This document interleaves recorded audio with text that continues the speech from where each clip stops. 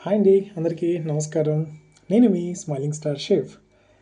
మనం ఇంతకుముందు చెప్పుకున్నట్టుగానే నాకు మన ఇష్ట ఆరాధ్య దైవం అయిన శివుని గురించి వీడియోస్ చేయాలి అని చాలా కుతూహలం ఎప్పటి నుంచో ఉండేది.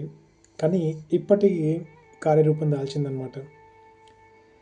మరి ఈరోజు ఇంకా ఆలస్యం చేయకుండా అసలు మన శివుడి గురించి అంటే చిన్నప్పుడు చాలా చోట్ల మనకి శివుడి గురించి పాటల రూపంలోనో, కథల రూపంలోనో, పుస్తకాల రూపంలోనో, లేకపోతే ఎవరన్నా బ్రాహ్మణులు మనకి చెప్పడం కానీ, ఇలా బోలెడంత ఉండేది.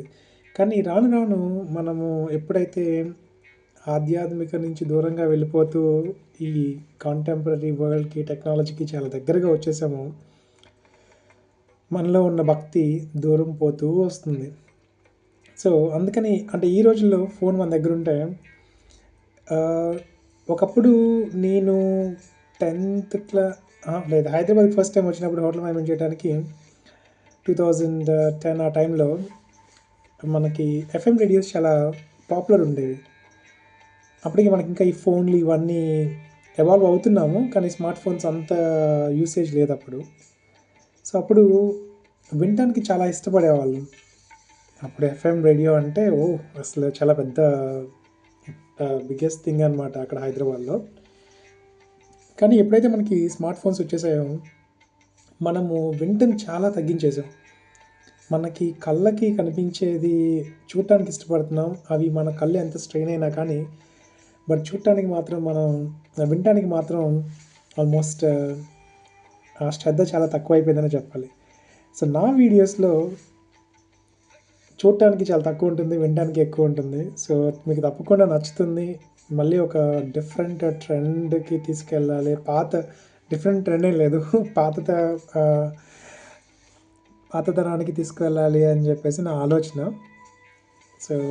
నా పాడ్‌కాస్ట్ లేదా నా వీడియోస్ హ్యాపీగా మీరు నిద్రపోతూ ఉన్నా లేదా అలసిపోయినా అలా ఆన్ చేసేసి ఫోన్ పక్కన పడేసి మీ పని మీరు చేసుకుంటూ ఉండొచ్చు అనే ఆశతో చేస్తున్నాను ఈ వీడియోస్‌ని. మరి ఇంకా ఆలస్యం చేయకుండా మన ఫస్ట్ వీడియోలోకి వెళ్ళిపోదాం. శివుడు ఎలా జన్మించాడు?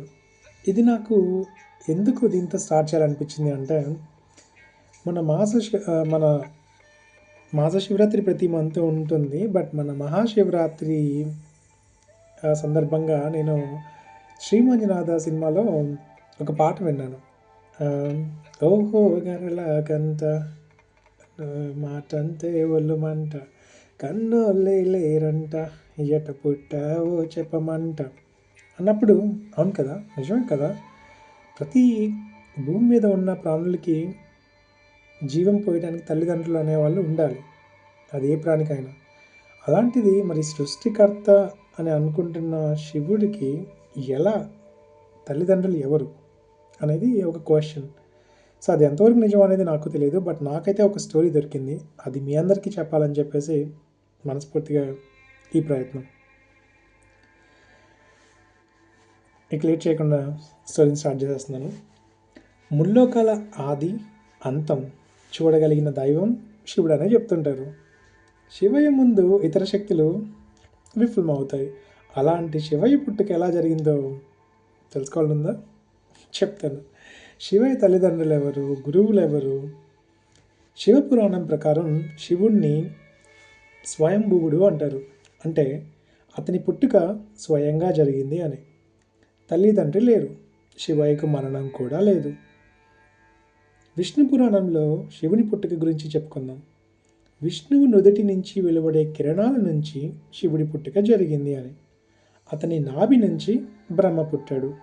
ఒకసారి శివుడు తన కాళ్ళను మర్దన చేసుకుంటుండగా ఆ మురికి నుంచి విష్ణువు జన్మించాడట.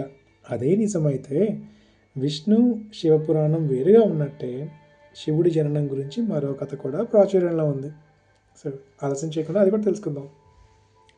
బ్రహ్మ విష్ణు మధ్య చర్చ జరుగుతున్న సమయంలో మండుతున్న అగ్నిగోళంలా మహాదేవుడు వారి మధ్యకి వచ్చాడట. వారికి అలా ఎందుకు వచ్చాడు అనే విషయం తెలియలేదు. అప్పుడే ఒక శబ్దం వచ్చింది.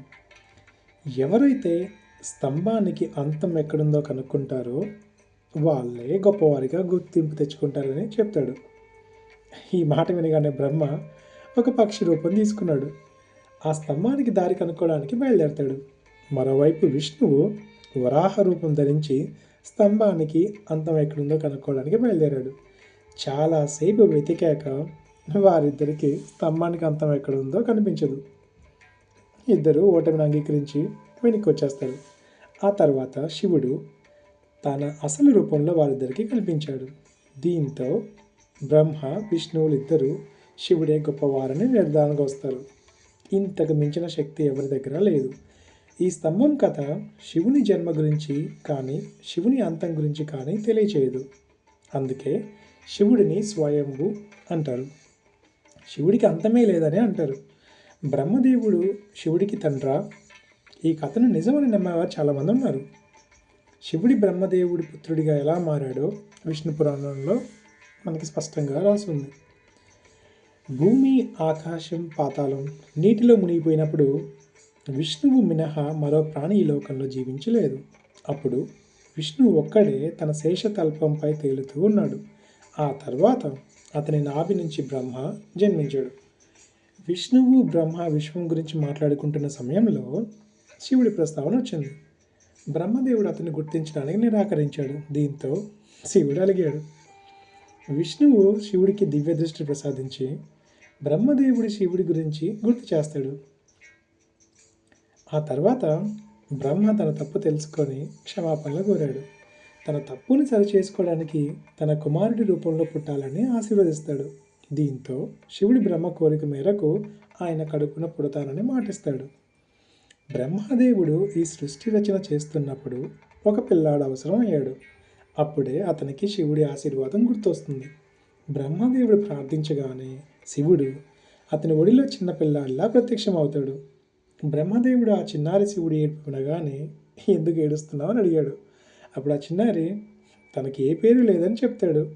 అప్పుడు బ్రహ్మ అతనికి రుద్ర అని పేరు పెడతాడు. రుద్ర అంటే ఏడ్చేవాడు అని అర్థం. ఆ తర్వాత కూడా శివుడు ఏడుపు మానలేదు. దీంతో బ్రహ్మ వేరే పేరు పెడతాడు. అప్పుడు కూడా శివుడు ఏడుపు ఆపడు. శివుడు ఏడుపు ఆపేందుకు అతనికి 108 పేర్లు పెడతాడు. అలా బ్రహ్మదేవుడు శివుడికి పెట్టిన 108 పేర్లను భూమిపై రాసి పెట్టినట్లు శివపురాణం చెప్తుంది. సో ఇది మన మొట్టమొదటి స్టోరీ. సో ఈ స్టోరీ అంతా విన్న తర్వాత నాకు అర్థమైంది ఏంటి అంటే, ఒక చోట మనకి క్లియర్గా ఎక్కడ స్పష్టంగా ఇలా జన్మించాడని ప్రతి దాంట్లో వేరే వేరే విధంగా ఉన్నట్టు, కానీ ఎలా జన్మిస్తే ఏంటి, చివరికి 108 పేర్లు మాత్రం పెట్టి శివుడిని ఏడవటం ఆపించినట్టుగా మాత్రం నాకు అర్థమవుతుంది. సో ఇది మా మొదటి స్టోరీ. మళ్ళీ మరొక స్టోరీతో మీ ముందుకు వస్తాను.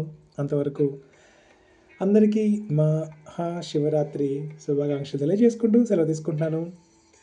ఎప్పుడు నవ్విస్తూ అందరితో కలుపుగలుగా ఉంటూ ముందుకు వెళ్దాం. ఎందుకంటే మనకున్నది ఒకే ఒక జన్మ. మళ్ళీ ఇంకొక జన్మ ఉంటుందో లేదో తెలియదు.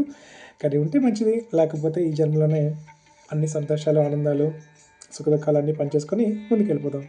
అంతవరకు సెలవు. నేను మీ స్మైలింగ్ స్టార్ శివ.